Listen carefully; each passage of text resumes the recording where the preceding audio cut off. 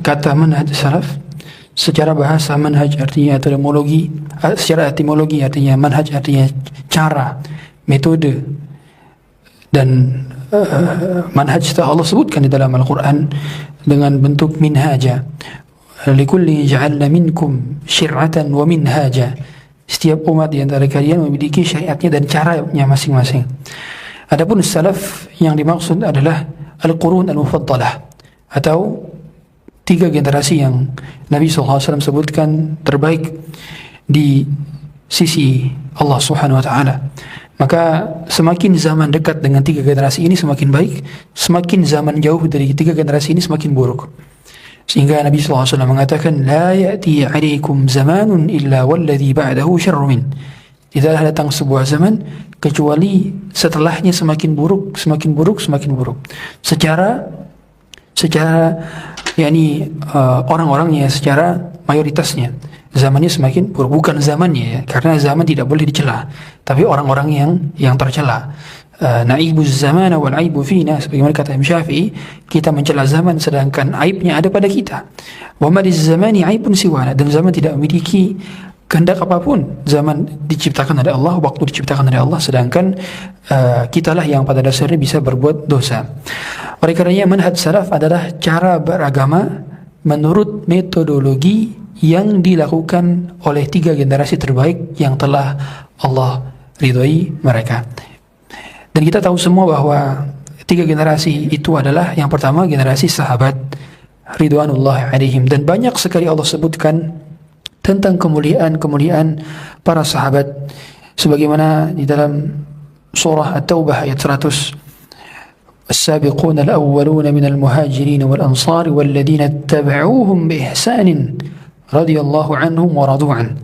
Dan orang-orang yang pertama kali masuk Islam dari kalangan muhajirin dan ansar, Allah menyebut mereka dalam Quran, sehingga generasi yang disebutkan spesifik dalam Quran dan Allah puji mereka dengan Allah meridhai mereka dan mereka meridha kepada Allah adalah para sahabat muhajirin dan ansar. Walladzina ittaba'uuhum bi ihsan, dan orang-orang yang mengikuti mereka dengan kebaikan. Lihat, sehingga kalau kita ingin juga mendapatkan keridhaan Allah, kita ingin mendapatkan gelar radhiyallahu an dari Allah Subhanahu wa taala, maka kita hendaknya mengikuti mereka, karena Allah mengatakan yang mengikuti mereka dengan baik.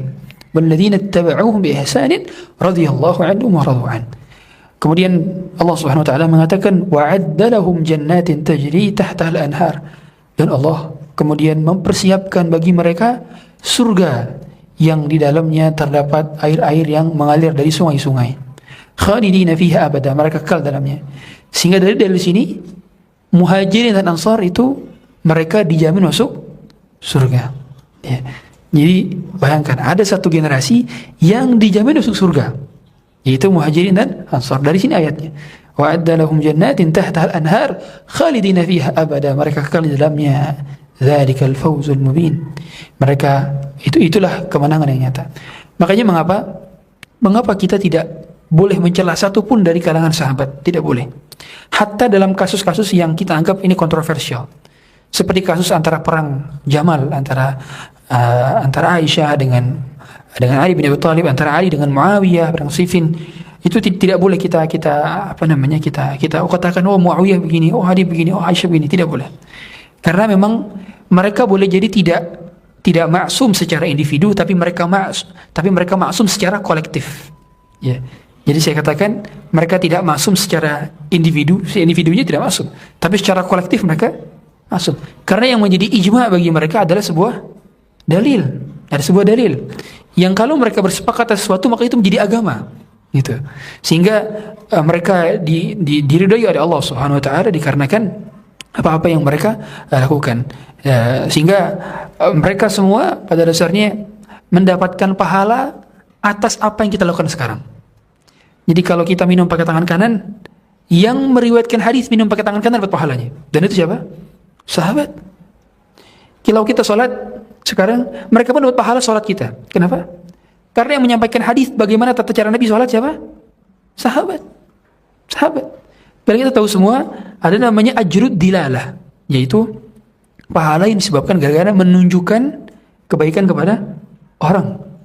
Karena kata Nabi SAW, man dalla ala khairin falahu mithlu ajri fa'ilih. Siapa yang menunjukkan kebaikan kepada orang, maka dia mendapatkan pahalanya, kan gitu.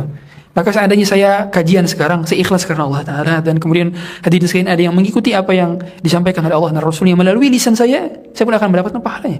Kalau saya ikhlas karena Allah Ta'ala. Begitu pula kalau hadirin sekalian menyampaikan kepada keluarga, pun nanti generasi-generasi berikutnya menyampaikan lagi kepada keluarganya, kepada keluarganya, kita ikhlas karena Allah Ta'ala, kita dapat pahala jariah. Itulah mengapa pahala paling besar dan yang diinginkan oleh setiap zaman ke zaman untuk bisa menjadi pewarisnya para nabi dan rasul. Itu menjadi apa? Ulama. Itulah, karena mereka bisa mendapat pahala ajrud dilalah, sekedar menunjukkan kepada orang dapat pahalanya. Makanya kata Nabi SAW, la tasubbu ashabi, jangan sekali-kali kalian celah sahabatku. Fawalladhi nafsu Muhammadin biyadih, demi zat yang jiwa Muhammad berada dalam genggamannya, law an ahadakum anfaqa mithla uhudin dhahaban ma balagha mudda ahadihim walau nasifah. Seandainya di antara kalian berinfak dengan satu gunung Uhud emas, niscaya kalian tidak akan mampu mengalahkan pahala mereka meskipun dengan setengah mud saja mereka berinfak. Kok bisa? Ya tadi, karena kalau kita berinfak pun mereka tetap dapat pahalanya, gitu. Itu luar biasanya mereka. Sehingga makanya aneh bin ajaib ketika ada satu golongan yang mengkafirkan sahabat, karena kita tahu agama ini melalui perantara sahabat, melalui perantara tabi'in, melalui perantara atba'ut tabi'in yang menyampaikan ilmu itu kepada kita dari pengajaran mereka. Karena kita tidak bisa langsung mendapatkan riwayat dari Quran kecuali melalui dari lisan mereka. Karena mereka mengajarkan itu, dari Abu Hurairah mengajarkan itu, dari Abu Bakar mengajarkan itu, dari pengajaran mereka kepada itu. Oleh karenanya betullah ungkapan dari Imam Malik rahimahullah ta'ala, kata beliau, lan yasluha akhiru hadhihi al-ummah illa bima saluha bihi awwaluha. Kata beliau, tidaklah mungkin umat terakhir ini, yakni umat sekarang, bisa diperbaiki kecuali pasti harus dengan cara umat-umat terdahulu diperbaiki. Maksudnya gimana?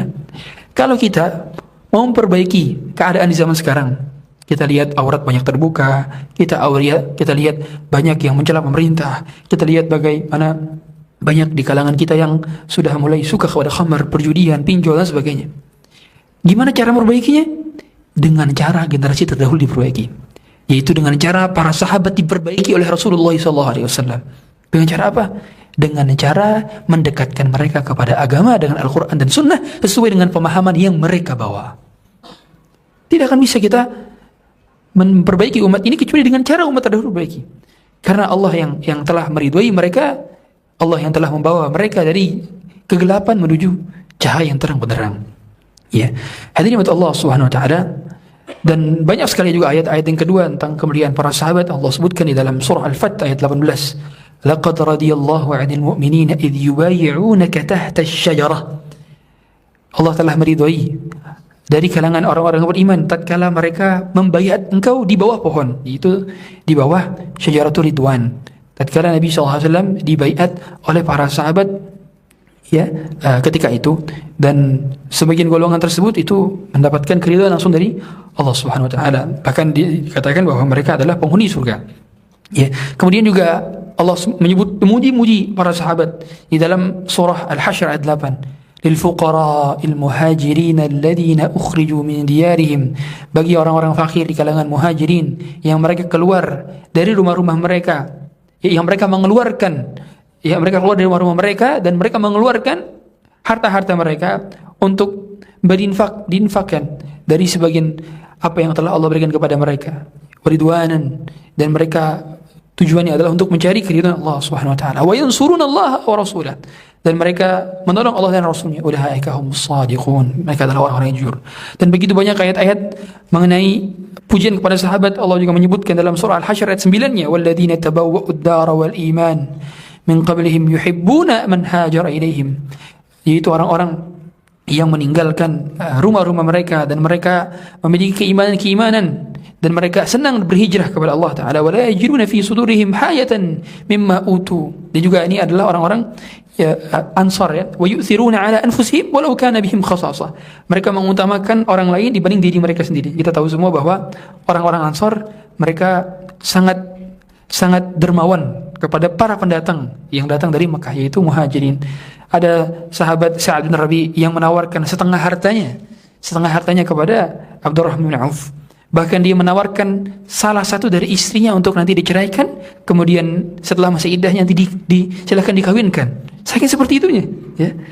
Dan itu tidak bisa kita dapat kecuali dari para sahabat. Kita lihat bagaimana kedermawanan para orang-orang Ansar ketika mereka menawan tawanan perang, mereka justru memberikan makanan terbaik untuk tawanan perangnya. Jadi lagi perang, kemudian ada yang ditawan, mereka makan makanan yang biasa-biasa saja. Wa yu'thiruna 'ala anfusihim walau kana bihim khasasah. Ketika mereka sedang kelaparan, tapi mereka mengutamakan orang lain di situ. Tawanan perangnya. Untuk apa? Untuk mencari keridhaan Allah. Barangkali kalau diberi yang terbaik, dia nanti masuk Islam. Tapi ternyata benar. Banyak tawanan perang yang diperlakukan dengan begitu mulia. Lebih mulia sebagaimana orang yang tidak menjadi tawanan perang. Ternyata mereka tertarik kepada Islam disebabkan karena demikian. Dan itu semua adalah para sahabat. Kemudian Allah juga memuji orang-orang yang hidup setelah sahabat, yaitu siapa tadi? Tabi'in dan atba'ut tabi'in. Allah memuji di dalam surah Al-Hasyr surah Al-Hadid ayat 10. Allah mengatakan la yastawi minkum man anfaqa min qabl al-fath wa qatal. Tidak sama antara orang-orang yang masuk Islam sebelum hijrah dengan sebelum penaklukan dan setelah penaklukan.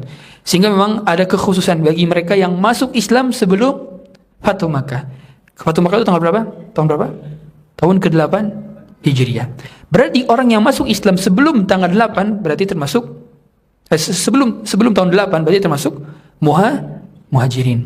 Tapi setelah Fathu Makkah tidak lagi dikatakan sebagai Muhajirin. Makanya kata Nabi SAW, la hijrata ba'dal fathi.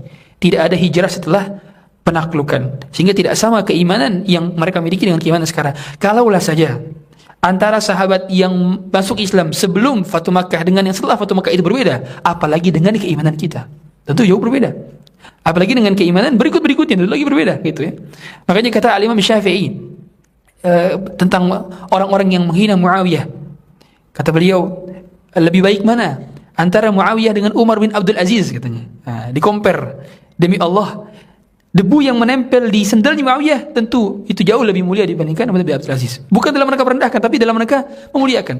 Karena kita tahu semua, secara persen mungkin ada kekeliruan, tapi tetap setelah mereka memiliki keutamaan dari sisi mereka pernah berjumpa dengan Nabi SAW dan mereka dididik oleh Nabi SAW dan mereka pernah diajarkan oleh Nabi SAW sehingga kalau ada keliru mereka langsung dibenarkan. Lihatlah bagaimana dahulu Jabir bin Abdullah pernah mengatakan, nahnu na'zilu inda ahli Rasulillah sallallahu alaihi wasallam wal Qur'an yanzil. Kami dahulu pernah azal. Mohon maaf, azal itu artinya keluar di luar, ya, azal.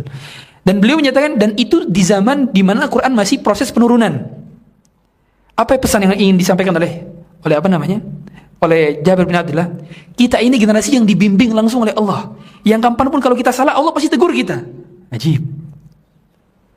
Jadi kapanpun kita salah langsung ditegur, langsung tegur pakai ayat, langsung tegur pakai hadis. Jabir pengen menyampaikan itu, ya. Kita pernah berazal dan pas itu Quran turun. Kalaulah azal itu diharamkan, pasti akan ada ayat tentang pengharamannya atau hadis tentang pengharamannya, kan gitu maksudnya. Ya, tentu bukan terlepas dari pembahasan hukum tentang azalnya.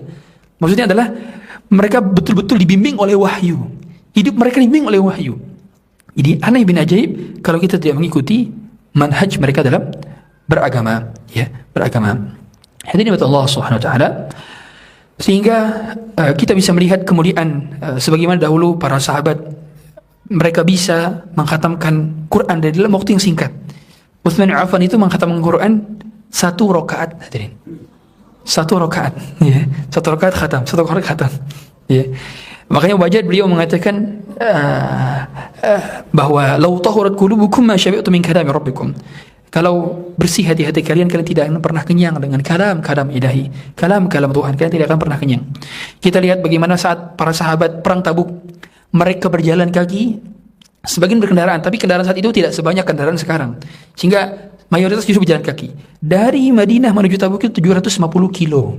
Ya, mereka berjalan kaki, ternyata di sana musuhnya walk out. Ya, orang-orang Romawi tidak hadir. Akhirnya merenang dan semakin agung berita-berita tersohor tentang kemuliaan kaum muslimin. Kita lihat pada saat perang Dzatur Riqa, kaum muslimin ketika itu mereka terompa mereka sepatu-sepatu mereka, khuf mereka itu robek-robek. Mereka untuk mengganti khuf ngikat kaki-kaki mereka itu dengan tali agar kuat berjalan jauh ratusan bahkan ribuan kilometer. Subhanallah. Begitu perjuangan mereka dan seperti itulah keadaan kemuliaan yang mereka miliki, dan tidak akan bisa kita compare keimanan kita dengan keimanan mereka. Makanya wajar saja keimanan Abu Bakar lebih unggul dibandingkan keimanan satu umatnya Nabi Muhammad SAW. Seluruh umatnya Nabi Muhammad SAW ditimbang dengan iman Abu Bakar, tetap lebih unggul imannya Abu Bakar. Kata Umar bin Khattab, "Law wuzina imanu Abi Bakrin bi imani ahli al-ard la rajaha bihim." Kalau seandainya iman penduduk bumi ini dari umatnya Nabi Muhammad SAW ditimbang dengan imannya Abu Bakar, maka lebih unggul. Wajar saja ada orang seperti Umar bin Khattab yang kata Nabi SAW, "Law salaka Umar fajjan la salaka asyaitanu fajjan ghair alladhi salaka Umar." Kalau Umar sedang lewat satu jalan, maka syaitan akan cari jalan lain yang tidak dilewati oleh Umar. Kapan lagi ada generasi yang ada satu orang di antara mereka ditakuti oleh syaitan? Antum di sini ada yang ditakuti oleh syaitan? Gak ada. Justru sebagian banyak yang takut justru kan?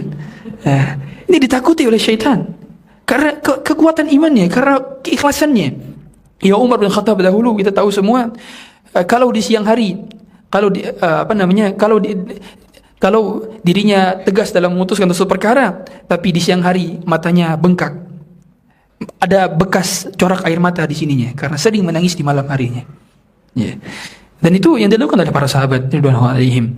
Sehingga manhaj mereka yang kita ikuti. Karena hadirin Allah Subhanahu wa taala, di tengah sekarang yang mana kita tahu semua banyak pemahaman yang liar yang tersebar, dan itu semua tidak berdasar, maka kita tinggal mengatakan man sabaqaka bihadzal qaul. Siapa yang mendahului dengan perkataan ini? Tunjukkan siapa pendahulunya. Man salafuk, siapa salafmu? Kalau ternyata ada pendapat, ternyata mereka mengatakan Allah di mana-mana, tunjukkan perkataanmu. Dari siapa perkataan itu? Tunjukkan. Karena agama ini butuh dalil. Agama ini butuh dalil. Yang dalilnya adalah berasal dari wahyu. Tidak bisa kita menggunakan semata-mata akal kita untuk menjadikan sebagai wahyu. Tidak bisa. Sehingga semua di antara kita harus bertanggungjawabkan atas apa yang kita fahami dari akidah-akidah. Dan manhaj salaf itu bukan organisasi, bukan ormas. Dia adalah pemahaman. Yang siapapun di antara kita memahami agama sesuai dengan pemahaman salafus saleh, maka dia dikategorikan manhaj salaf. Berarti apapun ormasnya. Sehingga dia bukan ormas.